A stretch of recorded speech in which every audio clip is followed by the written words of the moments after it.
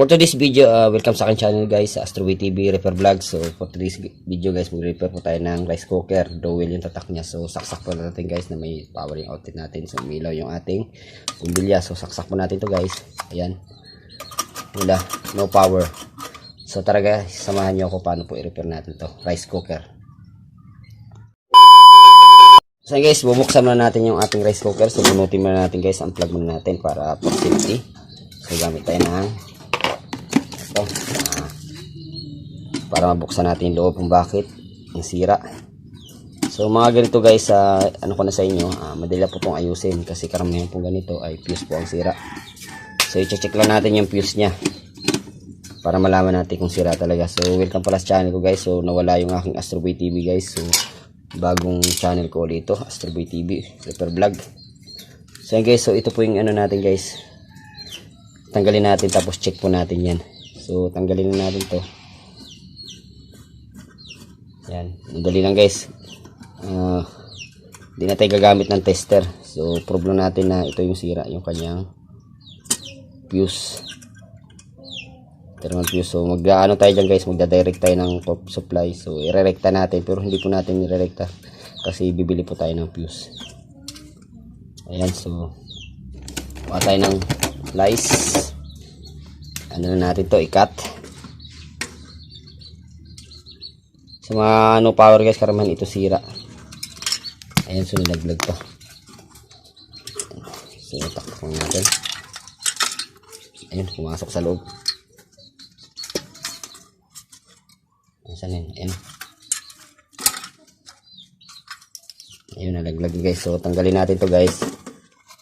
Ito po yung sira niyan guys, yung fuse. So ano natin, pakita natin sa loob. Ayan, ito po. So papalitan pa natin ng ganito fuse.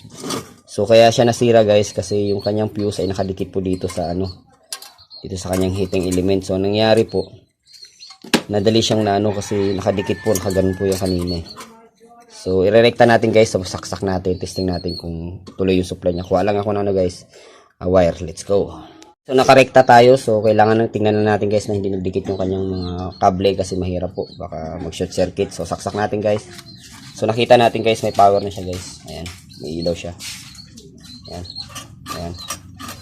So ang kanyang sira guys ito. So hindi na tayo gumamit ng tester.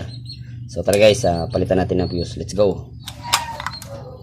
So guys, so ito pala yung nabili nating ano, fuse. So ang nakalagay dito sa kanyang ano guys, saan ba yung camera? So nakalagay ito 15 ampere, 250 volts, 185. So binili ko lang guys 10 ampere. So di makita. Yan, 10 ampere, 185 degrees Celsius, tapos ano, 250 volts. 150 ba to? Ayan, 250. Parang 260 gulo So ayan guys, so yun. So magkaiba lang siya ng ano guys, ito 15 ampere, ito 10 ampere. So pwede po natin ikabit to. So ano muna natin, tester muna natin, tingnan natin kung goods yung binili natin. So papakita ko sa inyo na busted na po to, ito goods na po. Wala akong tester. Let's go. May tester na tayo guys, so nakabaser tayo guys. Ayan, nakabaser. So ito yung busted na fuse guys. So yun, pakita natin sa inyo. Yun, wala siyang buzzer guys. So ito yung binili nating bagong fuse. Ito yung bagong fuse. So yan. Ayan, good. So ito yung kakabit nating bago guys. Ayan. Pakita natin, ayan. Ayan, so yun, kakabit na natin tong fuse na binili natin. So ito yung sira guys, yung kanyang thermal fuse or fuse. Maraming tawag kasi dito fuse. Ayan, so yun guys, sa electric pan kasi thermal fuse tawag dito, pero dito pwedeng itawag natin fuse na lang. Ayan, so yan, kabit natin itong bago. Then balot lang natin guys, balik lang natin yung balot niya ito para for safety. Ayan guys, so tara, let's go. So ilagay na natin yung fuse. So medyo mataba siya guys, so ganito lang gagawin natin guys. Ayan natin, lagyan natin ng baak. So diskarte nyo rin naman guys eh, kanya-kanya naman tayong diskarte. So anti may balot natin siya dito sa ano.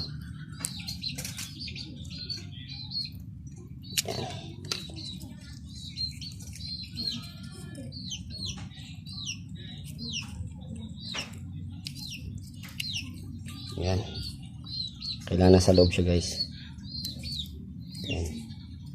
So yun, nasa loob na yung fuse. Ayan, so ayan guys, so kakabit na natin. So tanggalin pala natin itong ano guys, yung mga sobra. Kuha lang tayo ng ano, cutter. Ito mga sobra na to.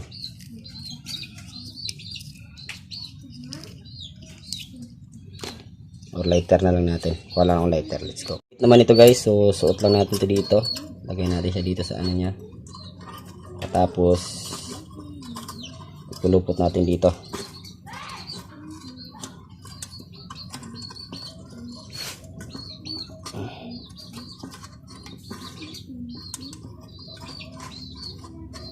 Pag napulupot na, lagyan na natin itong ano, yung kanyang, so tanggalin na siguro natin to guys kasi naipit. Ayusin natin yung ano. Okay, so nakakabit na yung fuse natin. Ayun, yung fuse na pinalit natin. So dapat guys hindi siya mag ano sa bakal guys, para hindi maano yung kanyang ano. So yun, nakatabo naman siya. So ito yung sirang fuse guys. So yun, testing natin. Kasi kaya nasira tong fuse niya guys, kasi ang nangyari guys, nakadikit po siya dito. Nakadikit yung ganun. Kaya ang nangyari, nadagdagan yung init niya dito sa ano. Kasi nakadikit siya dito sa heating yung ano, ang ating rice cooker, yung heating element niya. So nakaganyan. So naging nabusted yung ano, yung kanyang fuse. Ito guys, nilayo na natin yan. So ayan, so okay na po yan guys. So pwede natin ibalik sa kaha, tapos testing natin. So make sure lang guys na ano, na masikip yung pagkaano nyo dito. Tapos ito guys, hindi nakaano. So yun guys, so takluban na natin, tapos testing natin yung good day yung ginawa natin. Let's go. Okay guys, so nakasara na. So ito yung nasirang fuse. So testing na natin guys. Ayan. So plug na natin. So meron na siyang warm guys. Cook. Warm cook. So okay na guys. So mainit na yan. So i-cook natin. Tingnan natin kung mainit na yung ano niya. Cook. Ayun, hawakan natin. Ayun, mainit na guys. So dito ko na tapusin yung vlog ko. Maraming salamat. Hanggang sa muli. Salamat.